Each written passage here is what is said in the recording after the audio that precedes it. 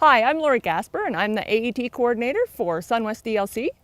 And I'm Ryan Johnson. I'm the career development teacher for Sunwest School Division. And we're here to talk with one of our dealers today about the student placement portion of the AET 20 class and what they can expect with their student.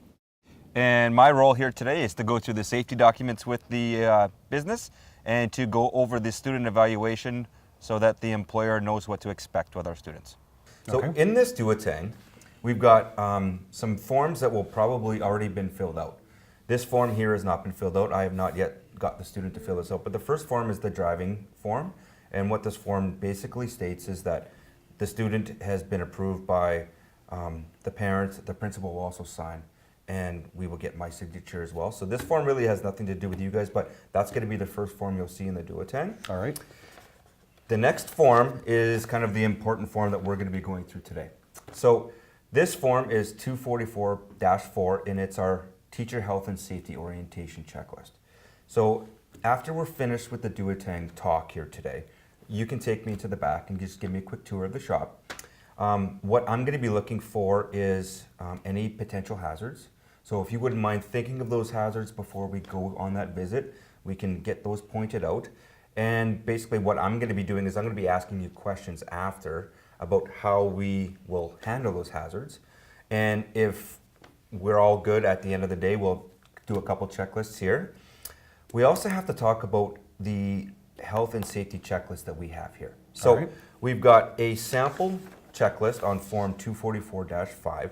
And what this is just a sample occupational health and safety checklist that you can use in your shop to go through all of the different safety things that we would ask be done with the student before they start their placement.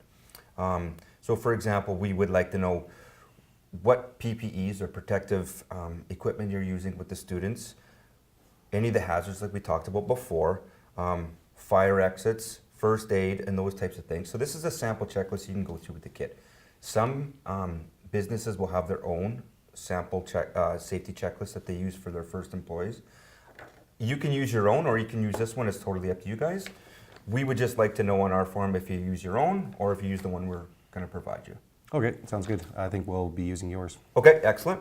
So after we've gone through this in the shop, we'll just do some quick signatures on there, and these two forms will be finished. But probably the most important part of our duotang here is the student assessment. So in the back portion of the duotang, you'll find these student assessment forms, and you can clearly see it's for the agriculture equipment technician. And we'll have the student name, where they're from, and the dates that they're going to be working as. At the very beginning, you'll see that there's a rating scale. Okay, so we're going to be rating, or you guys will be rating the student on their work placement here from a ranking from 0 to 10, 10 being the highest. So we're basically looking for assessment on 3 different skills while they're here. The first one's going to be employability skills, and you'll see that there's a brief description in these boxes. Once again, ranking out of 10. We've got basically 5 sections for that. And then there's a comment box if you want to add anything there. The next portion we're looking for is workplace skills. And once again, same thing here, gives a quick little brief description of what we're looking for. Same ranking out of 10. Once again, comment box at the bottom. The last section is the trade-specific skills, probably the most important part of this student. So the difference between this agriculture equipment student and a regular workplace student is that these kids are taking ag equipment technician skills in their theory portion of the course before they even come to see you. So a regular high school course is 100 hours. So we've broken this course down into 50 hours that they've taken on the theory portion, and then the 50 hours that are going to be in the work placement. Each kid, depending on if they've attended a boot camp, will have approximately 40 to 50 hours that we'll be doing with you. And in those hours, we want you guys to be focusing on these things that they've taken in the class. Okay, so some of the topics they've taken already are the agricultural process and equipment. They've taken a section on agricultural tools. They've done a section on the agricultural fasteners, oils, and lubricants. And then they've done a career section. You will also have a student probably contact you before their placement. Part of the career section is they're going to come here and interview you guys. So they're going to be asking you some questions related to the career portion of this So you'll see that before the kid even comes to the work placement. Okay. So be expecting to hear from them sometime pretty soon. Same thing, ranking out of 10. There's also an hour section on here that we would like you to fill out. We can do that at the very end because the last portion of our duotang here is the log sheet. Okay. Okay, so this is like a timesheet just based on paper though. And we would like the student, whether it be at lunch break each day or at coffee at the end of the day, to write down all the duties they performed and give us a quick number of hours they spent on the day. This is great for our instructor as well to see what they've done in the course. Obviously the instructor's not going to be here to watch the kids, but this is like a nice little recap of what the kid got to do in the course. We can take these hours then later and fill in this form a little bit more accurately once we do the final evaluation. So what's going to kind of happen here is when the student comes to you for the work placement, these first few forms will be filled out. We would like the kid to be in charge of this duotang and have it ready and available for them to fill in these log sheets, because if they can't have this, they won't be able to fill in those log sheets, and this will be tough to do at the very end to remember all the hours of the specific things. For sure. Do you have any questions for the duotang or what's going to happen with the student come the workplace? Big one is, when do we find out when the student is coming? Okay, so once the student has reached the final section of the course, and like I said, it's written down here, this is the career section. So once they've got to Unit 5, I'm going to have a phone call or get a phone call from Lori Gasper at the SunWest DLC. She's in charge of the Agricultural Equipment Technician program. Okay. So she'll give me a call saying, hey, student A is getting close to the work placement. Once I get that call, I do some emails. So I email parents, student, and you guys here at the shop, and we try to map out when we're gonna do these 50 hours of work placement. Okay. Some students will be here for a full day. That's the ideal way that we want to do it. Some will be here for a half a day. So with a high school student, we have to make sure that these kids aren't apprentices. They're high school kids. So for them to miss 5 straight days of school might be difficult for some. We're looking probably 1 day a week, maybe 2 days a week. Hopefully, and if we're going 2 days, it would be consecutive days. But let's bank for probably 1 day a week.